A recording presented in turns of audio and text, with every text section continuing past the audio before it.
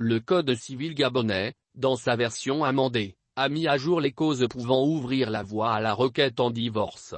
En effet, l'article 266 nouveau en son alinéa 3 prévoit que tout époux peut obtenir une décision favorable en cas de sévices et injures graves rendant la vie conjugale intolérable. Reste au juge d'apprécier la teneur de ce qui rend grave ces propos dépréciatifs. L'injure, entendue comme une infraction, est constituée par toute expression outrageante, terme de mépris ou invective qui ne renferme l'imputation d'aucun fait, peut conduire à des sanctions insoupçonnées. Si au pénal, l'auteur de propos injurieux n'encourt qu'une peine contraventionnelle allant jusqu'à 10 jours de prison et 100 000 FCFA d'amende, il n'en est pas le cas au civil où la condamnation peut être irréversible et déconstruire toute une vie. C'est notamment le cas pour les personnes liées par le lien, réputé indéfectible, du mariage.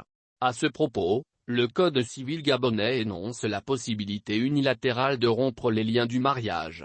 D'ailleurs, l'article 266 alinéa 3 du dit Code dispose que le divorce peut être prononcé à la demande de l'un des époux en cas, d'excès, sévices et injures graves rendant la vie conjugale intolérable, est-il clairement indiqué. Il convient de préciser que le caractère intolérable est la base de la procédure intentée par l'époux qui estime ne plus être capable de supporter le courroux de son partenaire.